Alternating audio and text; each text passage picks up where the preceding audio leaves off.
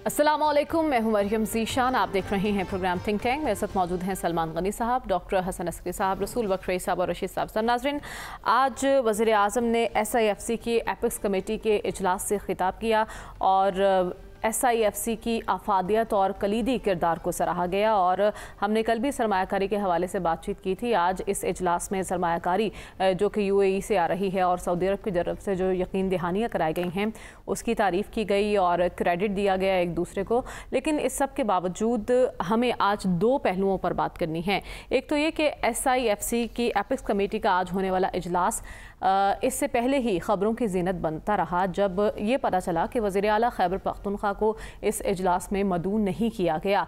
चूँकि चारों सूबों के वज़ीर आला ने यहाँ आना था, लेकिन बात उस वक्त बिगड़ी जब कहा गया कि वज़ीर आला खैबर पख्तूनख्वा को नहीं बुलाया जा रहा। लेकिन आज हमने देखा अचानक उनकी शिरकत भी हो गई। तो ये क्या मामला था और क्या कहीं से कोई सिग्नल आया है? क्यों वज़ीर आला के हवाले से पहले ना की गई और आज हाँ हमें होती हुई दिखाई दी?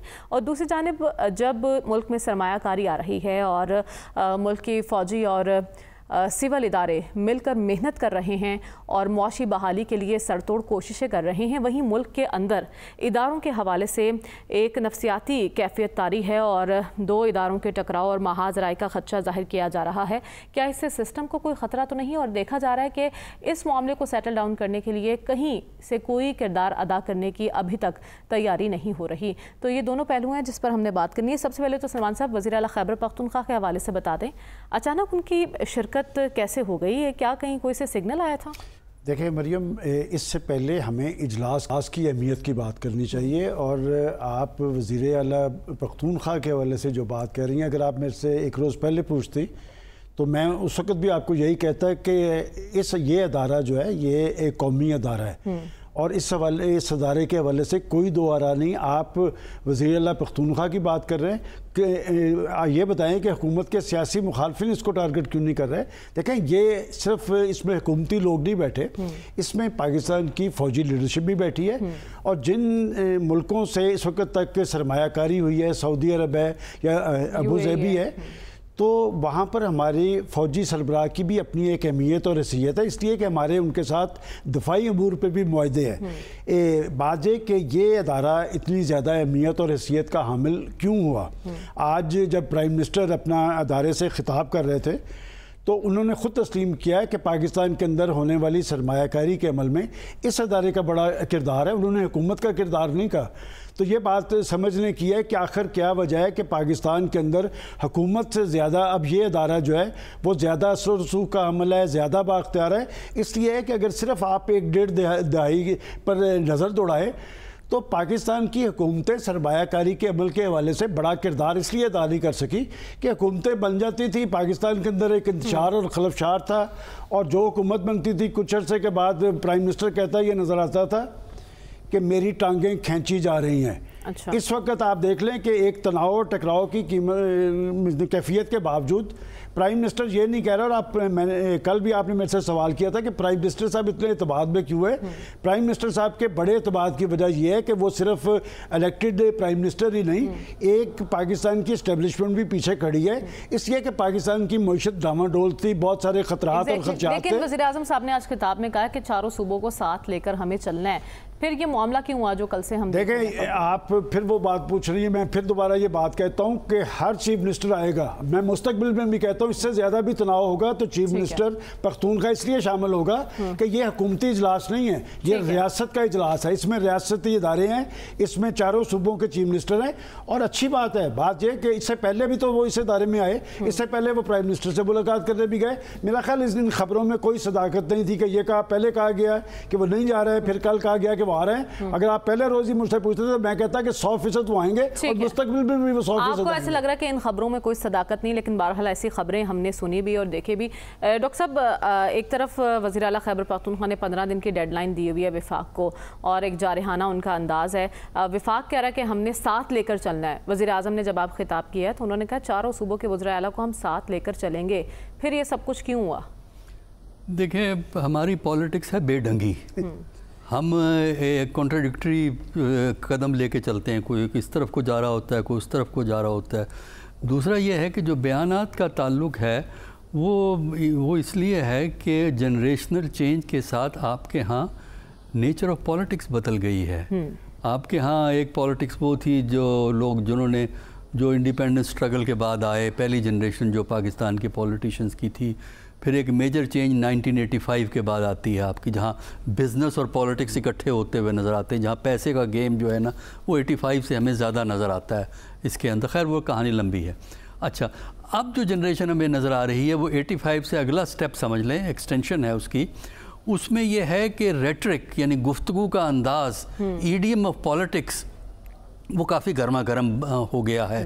اور آپ اپنے آپ کو عوام میں پاپولر کرنے کے لیے اس قسم کی زبان استعمال کرتے ہیں کہ اپنے مخالفین پہ گند اچھالیں گے, مخالفین کے خلاف باتیں کریں گے, اپنے دعوے بڑھا چڑھا کے کریں گے, لڑائی کا سما پیدا کرنے کی کوشش کریں گے, لیکن در حقیقت لڑائی ہو نہیں سکتی ہے. اور اس میں صرف یہ ضرور ہے کہ جو ہمارے صوبے ہیں, اصل میں پرابلم یہ ہوئی ہے 18 امینڈمنٹ کے بعد بیلنس جو ہے وہ صوبوں کے پاس چلا گیا بہت سے معاملات کے اندر. اور ہمارا جو فیڈریشن ہے وہ عادی نہیں ہے اسٹرانگ صوبوں کا, وہ سینٹرلائزیشن کی عادی ہے. اور ویسے بھی چونکہ ہمارے فیڈرل لیول پہ ایک ادارے کا وزن زیادہ ہے اور وہ ہائیلی سینٹرلائزڈ ادارہ ہے, لہٰذا اس کے لیے یہ ایکسیپٹیبل نہیں ہے کہ کوئی چیف منسٹر ادھر کو جا رہا ہے, کوئی چیف منسٹر ادھر کو جا رہا ہے, وہاں تو کان سے پکڑ کے ایک لائن پہ چلاتے ہیں نا. تو یہ سمجھنا ضروری ہے کہ پالیٹکس کا مزاج, اور خاص کر پاکستان کی پالیٹکس کی بے ڈنگی جو پالیٹکس ہے اس کا مزاج, اور جو ادارے چلتے ہیں, مثلا بیوروکریسی کا ایک سٹائل ہوتا ہے, بیوروکریسی ایک خاص انداز میں چلتی ہے, ملٹری ایک خاص انداز میں چلتی ہے, کیونکہ ان کا کیریکٹر ڈیفرنٹ ہے. وہ ادارے آرگنائزیشن ہے, ڈسپلن ہے, ایسپری ڈی کور ہے, اور وہ ایک چند خصوصیات ہر ادارے کی, سیاستدانوں کی بھی خصوصیات ہوتی ہیں, تو لہٰذا وہ ایک دوسرے کو سبسٹیوٹ نہیں کر سکتے. آپ کے ہاں یہ پرابلم آپ کو نظر آتی ہے. لیکن پرابلم آپ کی یہ ہو رہی ہے کہ صوبوں کو جو آپ نے 18ویں ترمیم کے بعد حقوق دیے ہیں, وہ حقوق دینے میں ہمارا مرکز جو ہے, فیڈرل گورنمنٹ ہے, کافی کنجوس ہے, خاص کر پیسے کے معاملے میں. مثلا NFC ایوارڈ جو ہے وہ پورا نہیں پاتا. اس کی وجہ یہ کہ جب ریونیو کلیکٹ نہیں ہوتا تو وہ خود بخود جو ہے وہ صرف نہ KP بلکہ اور صوبوں کے ساتھ بھی ہوتا ہے, ان کا حصہ نہیں ملتا. پھر KP کو الیکٹریسٹی کا پروفٹ بھی دینا ہوتا ہے, وہ بھی جو ہے وقت پہ نہیں ملتا, اور بعض دفعہ ملتا ہی نہیں, وہ پینڈنگ پڑا رہتا ہے, چلتا رہتا ہے. اب بھی قصہ ہے, اب پھر اس میں ریکنسائل کرنے کا جھگڑا ہے کہ صوبہ کہتا ہے ہمارا اتنا حق بنتا ہے, فیڈرل کہتا ہے نہیں آپ کا اتنا نہیں بنتا. وہ اکٹھے ہو کے اس کو ریکنسائل نہیں کر پاتے. پھر خیبر پختونخوا کا ایک ایڈیشنل پرابلم ٹیررزم کا ہے, جس کے لیے اسپیشل فنڈ کبھی ایک سٹیج پہ کریٹ کیا تھا, اب ہمیں نہیں پتا کہ اس کا کیا حال ہے. اچھا, پھر جو آپ کے KP میں جو علاقے مرج کیے ہیں, جو پروونشل اور فیڈرل ایڈمنسٹریٹو ایریاز ہیں, ان کے لیے جو اماؤنٹ فکس کی گئی تھی, فیڈرل حکومت نے اس کا ایک بڑا چھوٹا سا حصہ دیا ہے. تو یہ چیزیں جو ہے نا اس لیے ہوتی ہیں. فیڈرل حکومت جو ہے وہ اپنے ہم کو سب کو ساتھ لے کے چلیں گے. ساتھ لے کے چلنا صرف کہنے سے نہیں ہوتا, بلکہ آپ کے ایکشن سے, آپ کے طریقہ کار سے, آپ کی پالیسیز سے, ایلوکیشن آف فنڈ سے, اس سے یہ پتہ. مثلا دیکھیں نا, اب جب فیڈرل حکومت کے اور صوبوں کے تعلقات خراب ہوں تو فیڈرل حکومت خراب کرنا شروع کرتی ہے چیف سیکرٹری کی اپوائنٹمنٹ پہ. فیڈرل حکومت خراب کرتی ہے صوبوں کو وہ IG کی اپوائنٹمنٹ پہ. ادروائز ایک ٹریڈیشن بنی ہوئی ہے کہ ان دونوں عہدوں کے لیے صوبے ایک پینل بھیجتے ہیں. ایسے ہی معاملہ دکھائی دے رہے تھے نا کچھ وفاق KP میں ہو رہا ہے نا, یہ جھگڑا چل رہا ہے KP کے اندر چل رہا ہے, اور ہم نے دیکھا اس کا ریاکشن یہ تھا کہ وفاق سے پہلے ہی خیبر پختونخوا حکومت نے بجٹ بھی پیش کر دیا ہے. تو رسول بخش رئیس صاحب, کیا لگتا ہے آپ کو, وفاق کی جانب سے تو مدعو نہیں کیا گیا تھا وزیر اعلیٰ خیبر پختونخوا کو, جو کہ غلطی تھی جس کو مانا جا رہا تھا تمام صحافتی حلقوں میں, تو اچانک جو غلطی کا مداوع کیا گیا ہے, کیا خود سے انہیں ریلائزیشن ہو گئی ہے یا کسی کے کہنے پر یہ ہوا ہے؟ یہ تو کہنا مشکل ہے کہ کسی کے کہنے پہ ہوا ہے یا غلطی تسلیم کر لی ہے. دیکھیں, ہم ایک وفاقی حکومت ہیں, ایک وفاق ہے, وفاق کی 6 اکائیاں ہیں, لیکن ہم 4 کو تسلیم کرتے ہیں, 2 کو تسلیم نہیں کرتے. اور اس وفاق میں خیبر پختونخوا اور بلوچستان کی کلیدی حیثیت ہے کہ یہ ہمارے جو تاریخی بارڈر لینڈ ہے, افغانستان کے ساتھ، اور پھر جو 44 سال سے افغانستان کے اندر جنگیں رہی ہیں ان کے اثرات ان علاقوں میں پڑے ہیں کہ سب سے زیادہ دہشت گردی اور یہاں پہ عسکریت پسندی، انتہا پسندی کے مظاہر یہاں پہ ہوئے ہیں، خیبر پختونخوا میں اور بلوچستان میں ہوئے ہیں، وہ یہ نہیں ہے کہ باقی دیگر صوبوں میں نہیں ہوئے۔ تو ان پر تو زیادہ توجہ کی ضرورت تھی، مرکز کو زیادہ شفقت، محبت، بھائی چارے، جن کی بڑی شاعرانہ انداز میں ہمارے وزیر اعظم صاحب نے آج باتیں کی ہیں، لیکن شاعری سے زیادہ ذرا تھوڑی سی تاریخ اور اس وقت کے جو حقیقی مسائل ہیں خیبر پختونخوا کے ان کو سمجھنے کی ضرورت ہے۔ پی ٹی آئی ایک سیاسی جماعت ہے، لیکن ایک صوبہ بھی تو ہے، وہاں کے عوام بھی تو ہیں، وہاں پہ انسان بھی تو ہیں، وہاں کے مسائل بھی تو ہیں۔ کیا وہی کرنا چاہیے جس طرح سے کہ باقی حکومتیں کرتی ہیں کہ آپ اجتماعی سزا دیں، کہ وہاں پہ آپ نے تحریک انصاف کو کیوں چنا ہے کہ اس لیے آپ کو سزا ملنی چاہیے؟ دیکھیں کئی سالوں سے ان کے جو واجبات ہیں وفاق ادا نہیں کر رہا، تو گنڈاپور صاحب نے اور کیا کرنا ہے؟ میں سمجھتا ہوں کہ اگر میں بھی ان کی جگہ پہ ہوتا تو میں بھی ڈٹ کے کھڑا ہو جاتا وفاق کے سامنے میں کہ آپ دیکھیں کہ آپ وفاقی نوکرشاہی کو آپ کم نہیں کرتے، اپنے اخراجات کو کم نہیں کرتے، اور وزیر و مشیروں کی تعداد کو کم نہیں کرتے۔ اگر کم کرتے ہیں جو غریبوں کے اوپر پیسہ خرچ ہونا ہے اس کو آپ کم کرتے ہیں۔ یہ کہاں کا انصاف ہے اور یہ کہاں کی سیاست اور حکومت ہے؟ میرا خیال یہ ہے کہ مدعو کرنا کسی کا پریولیج نہیں ہے، یہ ایک فرض ہے، آئینی فرض ہے۔ اگر آپ نے ایک آئینی ادارہ بنانا ہے قانون کے ذریعے اور جس میں لکھا گیا ہے کہ جو وزرائے اعلیٰ ہیں صوبوں کے وہ اس کا حصہ ہوں گے، تو پھر بلانے نہ بلانے کی بات کیا آ گئی کہ یہ وزیر اعظم کی ثواب دید ہے یا قانون ہے؟ قانون چلے گا یا کسی کی مرضی چلے گی؟ تو یہاں پہ جو مرضی چل رہی تھی تو مرضی نہیں چلی، قانون چلا ہے، کسی نے مداخلت کی ہے یا کسی نے ہوش کے ناخن لیے ہیں اس کے بارے میں تو کچھ نہیں کہہ سکتے۔ لیکن جو پاکستان میں ایک سیاسی جنگ ہے اس کے اثرات ہم ہر طرف دیکھتے ہیں، روزانہ کی بنیاد پر دیکھتے ہیں، سیاسی جنگ کے اثرات اور جو تقسیم ہے اس کے اثرات ہم ہر طرف دیکھ رہے ہیں۔ اس کے لیے کون کوشش کرے گا اس پر ہمیں آگے چل کر بات کرنی ہے، لیکن اس سے پہلے صافی صاحب ہوا کیا، کیسے شرکت ممکن ہو سکی وزیر اعلیٰ خیبر پختونخوا کی؟ جی یہ سوال آپ نے تقریباً تمام ساتھیوں سے پوچھا لیکن جواب نہیں ملا۔ شاید وجہ اس کی یہ تھی کہ کل ہی وزیر اعلیٰ صاحب، چلے میں کوشش کرتا ہوں، کل ہی وزیر اعلیٰ صاحب فرما رہے تھے کہ ان کو دعوت نہیں ملی ہے اور وہ نہیں جا رہے اسلام آباد اس آئی ایف سی کے اپیکس کمیٹی کے اجلاس میں، لیکن آج ان کی حاضری ممکن ہوئی۔ اتفاق سے آج دوپہر کو میری ملاقات مختصر سی ہوئی ہے گورنر پختونخوا فیصل کریم کنڈی سے۔ ان کا یہ دعویٰ ہے کہ کل رات تک ان کی جو شمولیت تھی وہ اس کے حوالے سے وفاق نے ان کو نہ دعوت دی تھی اور نہ ان کو بلایا جا رہا تھا، لیکن ان کی مداخلت پہ اور انہوں نے ذاتی طور پہ وزیر اعظم صاحب سے بات بھی کی اور اس میں زرداری صاحب کا بھی ایک کردار رہا اور ظاہر مقتدر حلقوں سے بھی بات کی گئی ہوگی، تو اس کے بعد وزیر اعلیٰ کی یہ شرکت ممکن ہوئی ہے اور یہ گورنر ہاؤس کی انٹرفیرنس اور وفاق کے جو سب سے بڑے نمائندے ہیں آصف علی زرداری صاحب کی مداخلت کے بعد یہ جو ہماری وزیر اعلیٰ صاحب ہے علی امین گھنٹاپور صاحب، ان کو شمولیت کا موقع فراہم کیا گیا ہے۔ لیکن اس سے پہلے جو کیا گیا تھا، اگر یہ بات سچ ہو کہ حکومت نے جان بوجھ کے ان کو نہیں بلایا، جو نہیں بلایا تھا، کیونکہ کل اس کا میڈیا پہ آن دا ریکارڈ یہ باتیں موجود ہے کہ ان کو دعوت نہیں ملی ہے، یہ علی امین صاحب کی اپنی زبانی باتیں ہیں اور میں نے خود ان کو سنا تھا۔ تو آج وہ جس کے ذریعے بھی وہ شامل ہوئے تو ایک اچھی بات ہے۔ وفاق کی ایک اکائی کو آپ اس طرح آپ بال کی طرح نہیں نکال سکتے، اور اگر جس طرح یہ ڈاکٹر رسول بخش رئیس صاحب فرما رہے تھے کہ اگر وفاقی حکومت سے اس صوبے کے عوام کی جو مینڈیٹ ہے وہ مختلف ہے، انہوں نے ایک مختلف جماعت کو موقع دیا ہے، تو اس کی سزا صوبے کے عوام کو نہیں ملنی چاہیے۔ لیکن یہ وزیر اعلیٰ صاحب بذات خود بھی پختونوں کے لیے بہت ہی ایک ظالم وزیر اعلیٰ ثابت ہوئے۔ آپ ان کی ظلم کا اندازہ اس بات سے لگائے. نہیں میری بات اس کے ساتھ ساتھ ایوان صدر کی مداخلت کی وجہ سے ان کی شرکت ممکن ہو سکی ہے، لیکن ہم نے آج وزیر اعظم صاحب کو سنا، انہوں نے کہا کہ ملک محنت سے ہی آگے بڑھے گا اور ہمیں سرتوڑ کوششیں کرنی ہوں گی اور جان لگا کے محنت کرنی ہوگی، لیکن آپ کی محنتوں پر اس وقت پانی پھر سکتا ہے جب ملک میں عدم استحکام ہو اور جب ایسی کیفیت ہو کہ ادارے آمنے سامنے آئیں.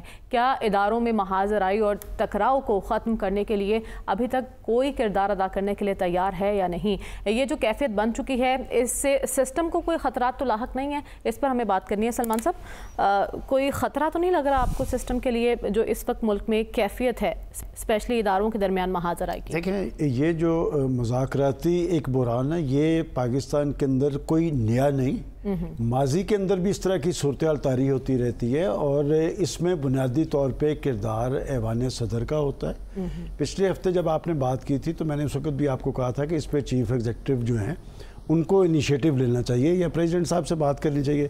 دیکھیں، اس وقت ایک پاکستان کے اندر ایک پولرائزیشن ہے کہ عدلیہ کے اندر بھی آپ کو تقسیم نظر آتی ہے، پارلیمنٹ کے اندر بھی آپ کو تقسیم نظر آتی ہے، اور عدلیہ کا محاذ اس لیے سرگرم ہوا ہے کہ ماضی کے اندر عدلیہ کا ایک رول تھا. اس کے بعد جب نئے چیف جسٹس صاحب آئے ہیں انہوں نے کسی حد تک اپنے ادارے کا اعتماد اور وقار بحال کرنے کی کوشش کی اور بڑے فیصلوں کے لیے بڑے بینچ. اب بات یہ کہ جو کیفیت طاری ہوئی ہے، ہمارا بڑا المیہ یہ ہے کہ ہمارے ہاں ایک آئین پاکستان ہے، اس کے اندر اداروں کے اپنے ایک رول موجود ہیں اور پرابلم اس وقت پیدا ہوتی ہے جب ادارے اپنا کام کرنے کی بجائے ایک دوسرے پر اثر انداز ہونے کی کوشش کرتے ہیں اور جس کی وجہ سے اداروں کی ساکھ بھی نہیں رہتی. اور جب دو بڑے ادارے آپس میں محاذ آرائی یا تناؤ کا شکار ہوتے ہیں تو پھر آپ بات کرتے ہیں کہ یہ سسٹم، کیا پاکستان کا سسٹم اتنا کمزور ہو گیا ہے کہ وہ اس طرح کی ناچاکی یا ایک دوسرے سے اختلاف رائے کی بنیاد پر خطرناک زون میں پہنچ جائے؟ میں سمجھتا ہوں کہ اس میں پریزیڈنٹ صاحب کا اور پرائم منسٹر صاحب کا کردار ہے کہ وہ کیوں اس میں انیشیٹو نہیں لے رہے. اور جیسے ہم ابھی بات کر رہے تھے کہ جی پاکستان کے اندر سرمایہ کاری کونسل کے حوالے سے پرائم منسٹر صاحب یہ کہتے ہیں کہ اس کی بڑی اہمیت اور حیثیت ہے، اور میں سوچ رہا تھا بیٹھ کے کہ یہ ایک نیا ادارہ بنا ہے پاکستان کے اندر معاشی بحالی اور ترقی کے عمل کے حوالے سے. پروفیسر صاحب، ایک اور بڑا ادارہ پاکستان کے اندر موجود ہے جو پاکستان کے عوام نے بڑے فیصلوں کے لیے منتخب کیا ہے، وہ تو پارلیمنٹ کا رول ہے. کیا پارلیمنٹ اپنے مقاصد سے ہم آہنگ ہے؟ جو بڑا کردار پاکستان کے پارلیمنٹ کو ادا کر رہا ہے، اربوں خربوں اس پہ خرچ ہوتے ہیں، وہ اپنا رول کیوں نہیں ادا کرتی؟ المیہ یہی ہے نا کہ صورتحال بدتر ہوتی جا رہی ہے لیکن ابھی تک کوئی بھی انیشیٹو نہیں لے رہا. ڈاکٹر صاحب، ہم نے کل سنا ہے chief justice Lahore high court کہتے ہیں کہ اداروں کی آپس کی لڑائی سے ادارے کمزور ہوتے ہیں. تو اس صورتحال کو کنٹرول کرنے کے لیے کس کو آگے بڑھنے کی ضرورت ہے؟ کہ پہلے تو یہ کہ یہ بات کہ آئین میں اداروں کا رول لکھا ہے، وہ پتہ نہیں لکھا ہوا تو ہے لیکن ہمیں پتہ ہے کون سا ادارہ کتنا آگے بڑھا ہوا ہے. مطلب یہ کہ دنیا کو پتہ ہے، جن کو نہیں سمجھنا چاہتے. ڈاکٹر صاحب، اس سسٹم کو خطرہ تو نہیں ہے کوئی؟ بالکل خطرہ ہوتا ہے، اس لیے کہ دیکھیے جمہوریت ہے توازن مختلف فورسز کا، پولیٹیکل فورسز کا.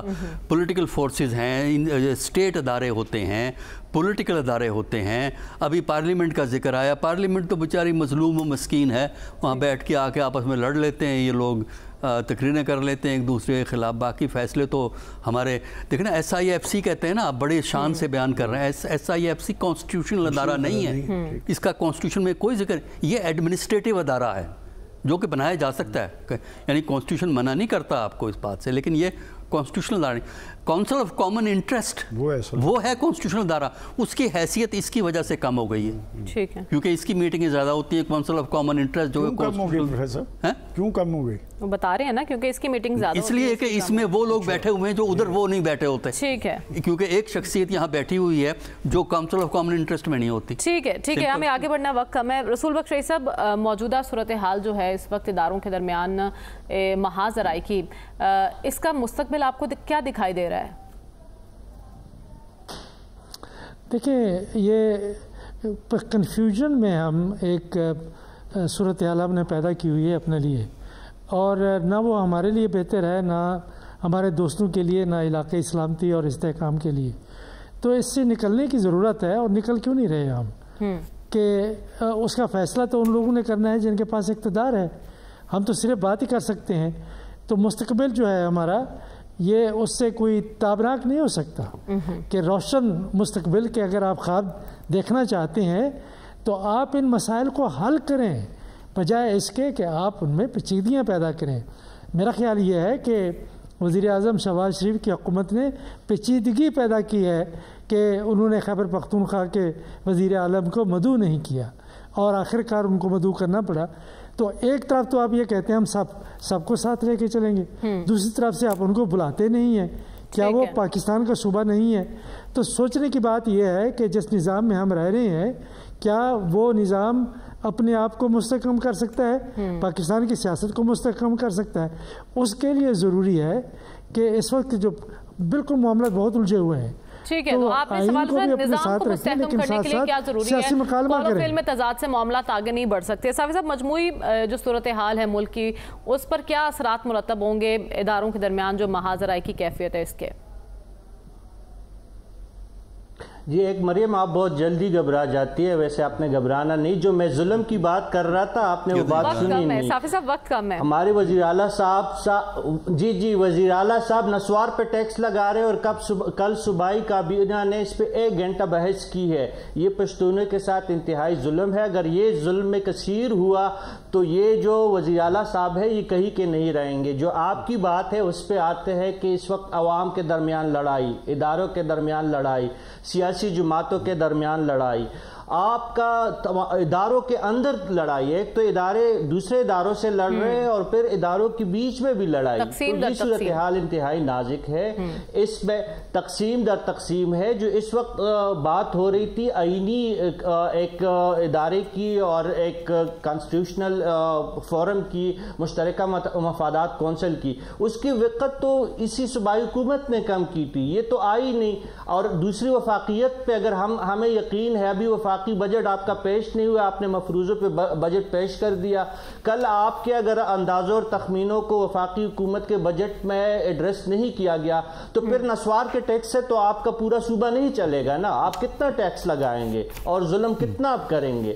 تو یہ باتیں جو ہے اگر آپ نے وفاق کے ساتھ چلنا ہے تو پھر کچھ جو وفاق کی طرف سے آپ پہ عائد قدغنیں ہیں اور وفاق کے ساتھ آپ کے لیے جو راستہ متعین ہے پھر آپ نے بھی اس پہ چلنا ہے. ہم یہ نہیں کہتے کہ وفاق نے ہمیشہ سے صوبے کے ساتھ اچھا کیا, خصوصاً خیبر پختونخوا اور بلوچستان کے ساتھ تو ہمیشہ ہی خالص منافع کا مسئلہ ہو. یہاں پہ جو دہشت گردی کا جو فنڈ ہے اس میں جو ان کے ساتھ زیادتی ہے, جو مرج اضلاع ہے خیبر پختونخوا کے, اس میں یہ کہا گیا تھا کہ باقی صوبے اپنے بجٹ کاٹ کے مرج اضلاع کو یہ دیں گے. کنکرنٹ لسٹ کو توڑنے کی بات کی گئی تھی اور اس میں بھی کنکرنٹ لسٹ میں صوبے کو جو ہے حصہ دینے کی بات ہوئی تھی, لیکن کہاں ہے وہ ساری باتیں تو ہوئی نہیں. اور اس بیچ میں جو ہے آپ نے بجٹ بھی پہلے مزمل صاحب کراچی درآمد نہیں کیا جا رہا. ہمیں پروگرام میں آگے بڑھنا اور بات کرنی ہے مولانا اور پی ٹی آئی کے درمیان ملاقاتوں کا سلسلہ نتیجہ خیز کیوں نہیں بن پا رہا, اسی پر بات ہوگی اس بریک کے بعد. Stay with us.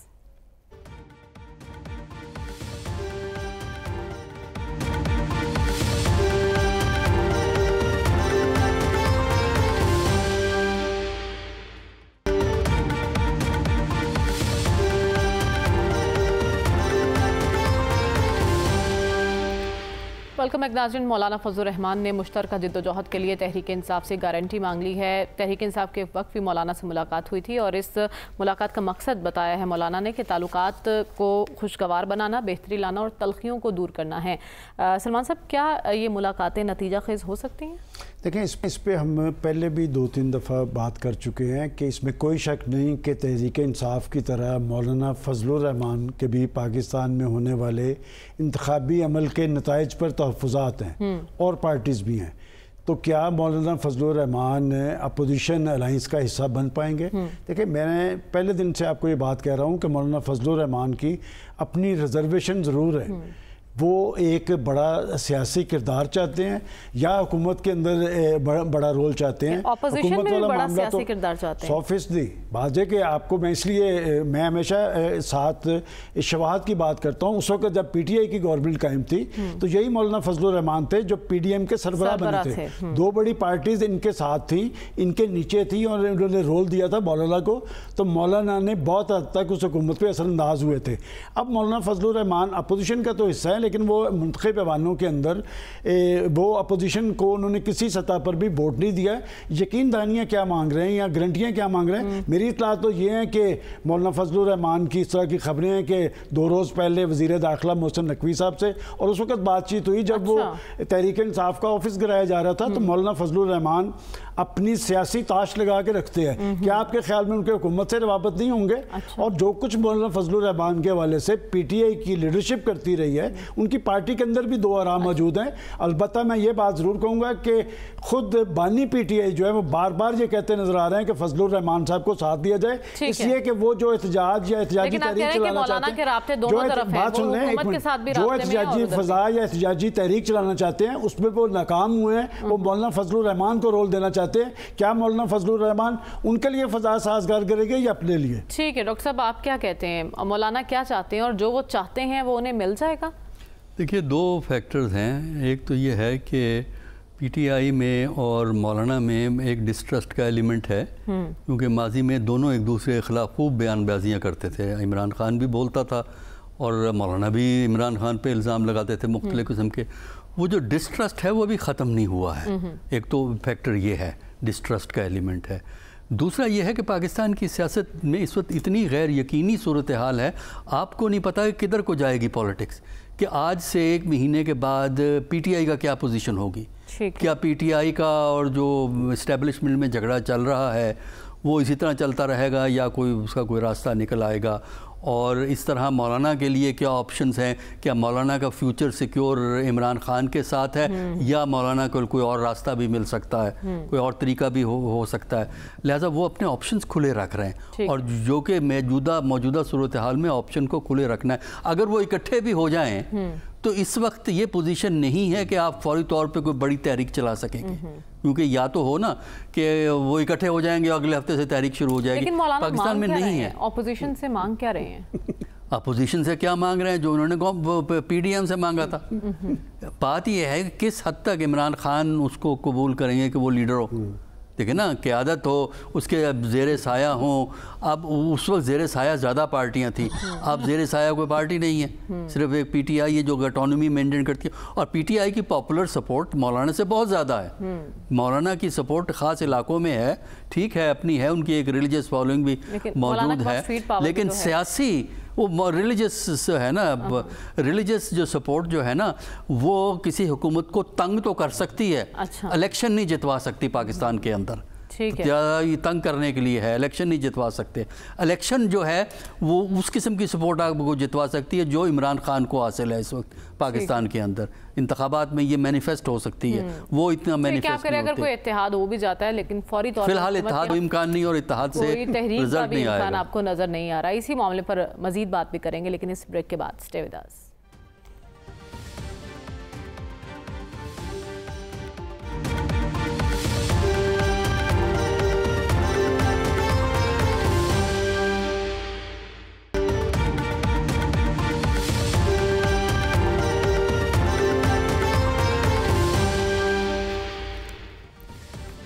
Welcome back ناظرین. مولانا اور پی ٹی آئی کے درمیان ہونے والی ملاقاتوں پر ہم بات کر رہے ہیں. کیا لگتا ہے رسول بخش رئیس صاحب آپ کو, کیا مولانا شہباز حکومت کے خلاف کسی تحریک کا حصہ بن سکتے ہیں ان ملاقاتوں کے نتیجے میں؟ بالکل بن سکتے ہیں. دیکھتے ہیں کہ آگے ہوتا ہے کیا, اس کا ذرا انتظار کرنا پڑے گا. کہ پاکستانی سیاست میں وہی کچھ صادق آتا ہے جو کبھی ہم ریاستوں کے تعلقات کے بارے میں کہتے تھے کہ یہاں پہ نہ کوئی مستقل دوست ہیں نہ مستقل دشمن. اگر کوئی چیز مستقل ہے تو وہ مفادات ہیں, اور مفادات کا اس وقت تقاضا یہی ہے تحریک انصاف کے لیے کہ مولانا صاحب کو اپنے ساتھ رکھے, اور مولانا صاحب کا بھی مفاد یہی ہے کہ تحریک انصاف کے ساتھ رہے, حزب اختلاف کے ساتھ رہے, لیکن دیکھیں اس دوران میں بہت کچھ ہو سکتا ہے، وہ سودا بازی کسی اور سے بھی کر سکتے ہیں اور اس کے لیے کوئی پابندی نہیں ہے، یہ تو ان کی ثوابدید پہ ہے کہ کس کے ساتھ چلتے ہیں۔ لیکن اس وقت جو صورتحال ہے وہ یہی ہے کہ حزب اختلاف کے ساتھ ہے اور تحریک ایک دن میں نہیں چلتی، اس کے لیے کچھ وقت لگتا ہے، اور جو ماضی میں کچھ ہوتا رہا ہے اس کی طرف ہمیں دھیان نہیں دینا چاہیے کہ پاکستان کا سیاست دان ہو یا دنیا کا ہو، وہ ماضی میں نہیں رہتا، وہ ماضی کا نہیں سوچتا، وہ مستقبل کے بارے میں سوچتا ہے۔ تو مولانا صاحب اگر تلخیاں ماضی میں رہی ہیں ان کے خلاف یا ان کی وجہ سے اور دوسرے بھی، تو وہ ماضی کی طرف کیوں دیکھیں گے؟ لیکن آپ کہہ رہے ہیں کہ مفادات دیکھے جاتے ہیں، اگر آپ کو لگتا ہے کہ مولانا کا مفاد تحریک انصاف کے ساتھ جانے میں ہے تو پھر وہ کھل کر کیوں نہیں ایکسیپٹ کر رہے اس چیز کو؟ دیکھیں اس کے لیے وقت لگے گا، کہ یہ نہیں ہے کہ یہ بھی ایک اچھے مثبت انداز میں ان کے درمیان میں بات چیت چل رہی ہے، کیونکہ تعطل پیدا نہیں ہوا کہ تحریک کب چلانے ہیں، مقصد کیا ہوگا، اس کے بعد کیا ہوگا۔ کہ تحریکیں جب چلتی ہیں تو اس کا مطلب یہ نہیں ہے کہ مختلف سیاسی جماعتیں ایک اطاعت تو کرتی ہیں لیکن ایک جماعت تو نہیں بنتی، ہر ایک کا وجود، ہر ایک کی کانسٹیچوئنسی، ہر ایک کے ووٹرز وہ اپنی جگہ کے اوپر رہتے ہیں، نظریات ایک جگہ پہ رہتے ہیں۔ ٹھیک ہے، آپ کہہ رہے ہیں ایسا ممکن ہو سکتا ہے لیکن وقت لگے گا، سیاست تو ویسے بھی ممکنات کا کھیل ہے۔ صافی صاحب گارنٹی کیا مانگ رہے ہیں مولانا صاحب، کس قسم کی یقین دہانیاں چاہتے ہیں وہ؟ دیکھیں مولانا صاحب کا مسئلہ یہ ہے کہ ایک تو ان سے اقتدار کی گاڑی نکل گئی، اور دوسرا جو دوسری گاڑی تھی اپوزیشن کا، اس پہ اس ڈرائیونگ سیٹ پہ چادر بردار جناب محمود خان اچکزئی صاحب راجمان ہو گئے۔ تو یہ پہلی دفعہ ہے کہ ان کو نہ اپوزیشن میں کی طرف جو ہے اپنا لیڈنگ رول ان کو نظر آ رہا ہے اور نہ حکومت کی طرف سے۔ لیکن اب پی ٹی آئی کے ساتھ جو ان کی قربتیں ہیں وہ بڑھ سکتی ہے فردر مزید، لیکن پی ٹی آئی کے ساتھ ایک منظم احتجاجی تحریک شروع کرنا اور مولانا کے لیے یہ تقریباً ناممکن بات ہے کہ وہ پی ٹی آئی کے ساتھ سٹیج شیئر کرے۔ پی ٹی آئی کا مطالبہ ان سے یہ ہے، جو میری معلومات ہے ناقص سی، کہ مولانا صاحب پی ڈی ایم کی طرح وہ آئے، ان کے کارکن آئے، ڈنڈا بردار لے کے آئے، پہلی صف میں وہ رہیں، اس کے بعد پی ٹی آئی کے لوگ نکلے اور سٹیج پہ پی ٹی آئی کے رہنماؤں کے ساتھ مولانا صاحب کو وہ بٹانا چاہتے ہیں، پی ٹی آئی کی یہ خواہش ہے۔ لیکن مولانا صاحب نے اس حوالے سے جو میری اطلاعات ہے بالکل بلنٹلی انکار کر دیا ہے کہ ابھی وہ وقت نہیں آیا ہے کہ میں عمران خان صاحب یا ان کے ساتھیوں کے ساتھ سٹیج شیئر کرو، اور وہ بھی احتجاجی سٹیج۔ تو یہ بات تو اس جگہ پہ رک جاتی ہے۔ دوسری بات یہ ہے کہ دیکھیں مولانا صاحب کا مسئلہ کہاں ہے۔ مولانا صاحب کا مسئلہ خیبر پختونخوا میں ہے، عالیہ امین گنڈاپور سے ہے۔ عالیہ امین گنڈاپور پی ٹی آئی کی وزیر اعلیٰ ہے، اور وہ چاہتے ہیں اگر ان کے لانگ ٹرم میں کوئی تحریک چلتی بھی ہے تو مطالبہ تو یہ ہوگا کہ حکومت کا خاتمہ کیا جائے اور نئے انتخابات کروائے جائے۔ اول تو وہ تسلیم نہیں ہوگا، اگر تسلیم بھی ہو گئے تو مولانا فضل الرحمان صاحب کی پارٹی نے تو نہیں جیتنا خیبر پختونخوا سے، وہاں پہ تو مقبولیت کا گھوڑا کسی اور کا دوڑ رہا ہے اس وقت۔ وہ پوزیشن بھی ابھی نہیں ہے کہ مولانا یہ دیکھے اور ان کو یہ نظر آئے کہ شاید مینڈیٹ ان کو ملنے والا ہے۔ تو یہ تمام چیزیں دیکھے مولانا صاحب کو خبروں میں رہنا، سیاست میں رہنا اور اس کا ہنر آتا ہے، اس لیے وہ پی ٹی آئی کے لوگوں سے ملتے ہیں، اور اس پہ اسد قیصر صاحب وہ چاہتے ہیں۔ حکومتی ٹرین تو مس ہو چکی ہے لیکن وہ صحیح ٹرین کا اور صحیح وقت کا انتظار کر رہے ہیں۔ پروگرام کا وقت ختم ہو جاتا ہے، ہمیں اجازت دیجیے، اللہ حافظ۔